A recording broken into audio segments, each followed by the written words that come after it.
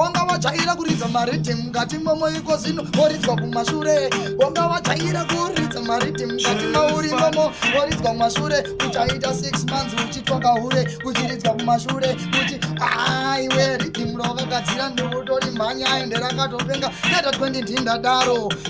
Atibire kuti covid haisi yekutamba nayo chita mafanisi nokandwa mukati. Gara wakapfeka mask osanitizer miranditarise kuti yangu iri papi ndopautaona kuti upenyu mahwani. Wanga wajaira kuridza maridhi mukati momo manje manje ucharidzwa kumashure. Wanga wajaira kuridza maridhi mukati mowapinda imomo ucharidzwa kumashure. Chenjera woridzwa kumashure mukati mowapinda woridzwa kumashure. 6 months urimo mukati uchiiswa mukati uchipinda mukati ichiburiswa mukati uri pamahwani maridhi muchipinza tichiburitsa ihusi kuti maproducer tudiki tobva tawana mukana usatambe necovid unoenda mukati kuridzi kunza keda 20 tisuvaridzi vemangoma tomaridza iwe uri koko ucharidzwa nevaridzi kune varidzi ujeri iwewe waidza maridhi majeri kune varidzi.